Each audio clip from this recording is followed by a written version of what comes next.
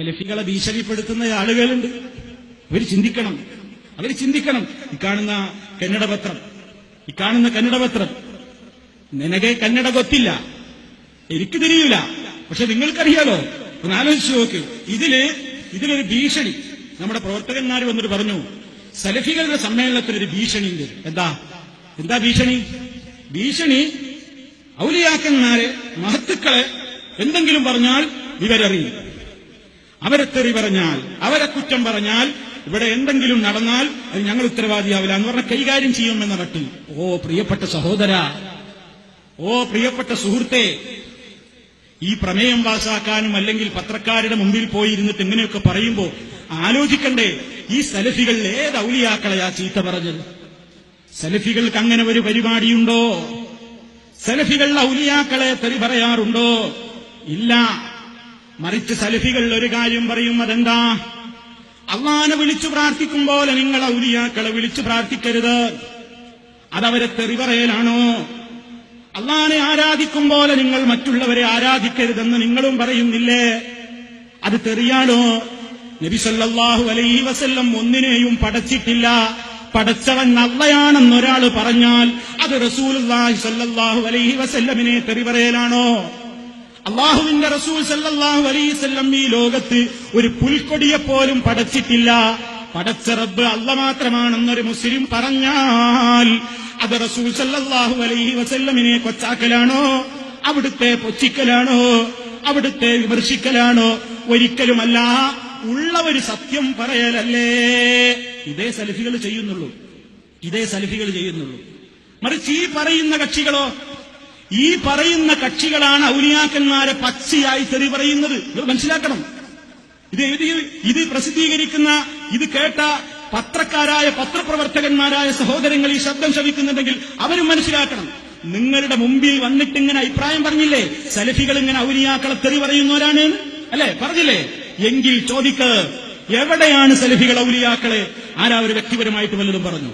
അതേ അവസരത്തിൽ ഇവരുടെ ഗ്രൂപ്പിൽപ്പെട്ട ആളുകൾ അല്ലെങ്കിൽ മറുകക്ഷി, ഇവർ രണ്ട് ഗ്രൂപ്പില്ലേ, ഈ KP, ആ രണ്ട് ഗ്രൂപ്പിൽപ്പെട്ട ആളുകളതാ ഒരു ഗ്രൂപ്പ് ഔലിയായിട്ട് വിശ്വസിക്കുന്നവരെ മറ്റേ ഗ്രൂപ്പ് തെറി പറയും. ഈ ഗ്രൂപ്പ് ഔലിയായിട്ട് വിശ്വസിക്കുന്നവരെ മറ്റേ ഗ്രൂപ്പും തെറി പറയും. ഇങ്ങനെ പരസ്പരം തെറി പറയുന്നതിന് ഒരു ഉദാഹരണം കേൾക്കണോ? കേട്ടോ, നിങ്ങൾ ശരിക്ക് മനസ്സിലാക്കി വെച്ചോ. എന്താണ് ഉദാഹരണം? അതാ ഈ കാസർഗോഡിനടുത്ത് കോട്ടിക്കുളം എന്ന് പറയുന്ന ഒരു സ്ഥലമുണ്ട്. കോട്ടിക്കുളത്ത് ഒരു മനുഷ്യനുണ്ടായിരുന്നു, ഒരു ഖാദിരിയാണ്, അസീസ് ഖാദിരി. ഈ അസീസ് ഖാദിരി എന്ന് പറയുന്ന മനുഷ്യനെ, അയാൾ ഇപ്പൊ മരിച്ചുപോയി, ഇല്ല. അയാൾ വലിയ ഔലിയയാണെന്നാണ് AP-ക്കാരന്റെ വിശ്വാസം. ഉള്ളാളെ തങ്ങളും കാന്തപുരവും ഒക്കെ അയാളെ പറ്റി വിശ്വസിക്കുന്നത് വല്ലാത്ത ഔലിയയാണെന്നാണ്. നിസ്കരിക്കൊന്നുമില്ലട്ടോ, അപ്പോഴല്ലേ യഥാർത്ഥ ഔലിയാവുള്ളവരുടെ വീക്ഷണത്തിൽ. നിസ്കാരമൊന്നുമില്ല, ഉപ്പരിങ്ങനെ കുളത്തിലിറങ്ങി കിടക്കില്ല, ജമാഅത്തിനൊന്നും പോവില്ല. അപ്പൊ ആള് മഹാമോശാണ്. ചില ചികിത്സാരികൾ നിസ്കരിക്കൂല, ഔലിയാപ്പാപ്പാണെന്നാ പറയാ. അടിച്ചിട്ട് ഓടിക്കണ്ട ഇവരെ മുഴുവൻ. ഇസ്ലാമിക സൊസൈറ്റി രൂപപ്പെട്ടു വന്നാൽ അടി കൊടുക്കും. എന്റെ ഈ കാണിക്കുന്ന തമ്മാടിത്തരം, ഇതെന്റെ തിന്മയാണ്. നിസ്കരിക്കാത്ത ആളോ ഔലിയപ്പാപ്പ, നിസ്കരിക്കാത്ത ഔലിയ, ഏത് ഔലിയാണത്? എന്റെ ഔലിയപ്പാപ്പയാണത്. ഇങ്ങനെയായ എന്റെ അടിസ്ഥാനം ഈ പറയുന്നത്. ഉമർ ഇബ്നു ഖത്താബ് റളിയല്ലാഹുവിന്റെ കാലഘട്ടത്തിൽ ഒരാൾ വലിയ നിസ്കരിക്കാൻ വരില്ല. അപ്പൊ അന്വേഷിച്ചു. അപ്പൊ യുനാജി റബ്ബഹു, അള്ളാഹിനോട് വലിയ സംഭാഷണം നടത്തുന്ന ഒരു മഹാനാണ്, അദ്ദേഹത്തിന് നിസ്കാരമൊന്നും വേണ്ട, മഹാനാണ് എന്ന് പറഞ്ഞോത്തരെ. അപ്പൊ ഉമർ ഇബ്നു ഖത്താബ് റളിയല്ലാഹുവിനോട്, ഞാൻ കുഴപ്പമൊന്നുമില്ല, പക്ഷേ അള്ളാഹിനോട് നിസ്കരിക്കാത്ത സംഭാഷണം നടത്തണമെങ്കിൽ അള്ളാന്റെ ലോകത്തേക്ക് പോകണം. ഇത് ഉമറിന് ഇപ്പൊ അള്ളാഹു അധികാരം ഏൽപ്പിച്ച ലോകമാണ്. നിസ്കരിക്കാൻ വന്നിട്ടില്ലെങ്കിൽ തല ഞങ്ങളെടുക്കും. ചിന്തിക്കണം. അപ്പൊ അങ്ങനെയുള്ള ഔലിയന്മാർ ഇവിടെ ദർശനമുണ്ട്. ചില ഔലിയന്മാരുടെയൊക്കെ കറാമത്ത നിസ്കരിക്കൂല, ശരിയാത്തില്ലാത്തവരെ സ്വീകരിക്കുന്നത് എങ്ങനെ? ആ നിലക്കുള്ള ഒരാളെ ആ ഔലിയായിട്ട് കൊണ്ട് നടക്കുകയാണ്. ചുരുക്കി പറയട്ടെ, AP-ക്കാര് വല്ലാത്ത ഔലിയായിട്ട് കൊണ്ടു നടക്കുന്നയാളാണ് ഈ അസീസ് ഖാദിരി. അപ്പൊ ഈ പ്രമേയം പാസാക്കി പത്രക്കാരനോട് ഈ വർത്താനം പറഞ്ഞ ചങ്ങാതിക്കുമെന്ന് ചിന്തിച്ചൂടെ?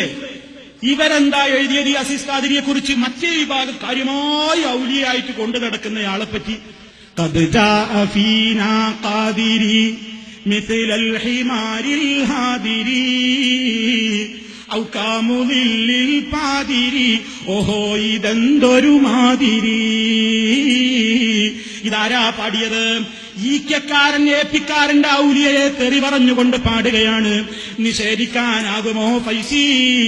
പത്രക്കാരന്റെ മുമ്പിൽ പോയിട്ട് ഓ സലഫികളെ, 23-ാം തീയതി സമ്മേളനത്തിൽ നിങ്ങൾ ഔലിയാക്കന്മാരെ കുറ്റം പറഞ്ഞാൽ ഞങ്ങളതാ വേണ്ടതുപോലെ വേണ്ടതെന്താണെങ്കിൽ ചെയ്യുമെന്ന് ഭീഷണിപ്പെടുത്തിയാലൊന്നും സലഫികൾ ചൂളില്ല. ഈ ഹഖ് ഖിയാമത്ത് നാൾ വരെ ഈ സലഫികൾ വിളിച്ചു പറയും, ഞങ്ങൾ ഭയപ്പെടുന്നത് അല്ലാഹനെ മാത്രമാണ് കേട്ടോ, ഞങ്ങളൊരു ഔലിയാക്കളെയും തെറി പറഞ്ഞിട്ടില്ല. അതേ അവസരത്തിൽ ഇവരെന്താ പറയുന്നത്? ഖദ് ജാഅ ഫീനാ ഖാദിരി, ഞങ്ങളിൽ ഒരു ഖാദിരി വന്നിരിക്കുന്നു. മറ്റേ ആളെ പറ്റി പാടുക. ഖദ് ജാഅ ഫീനാ ഖാദിരി മിസ്ലൽ ഹിമാരിൽ ഹാദിരി.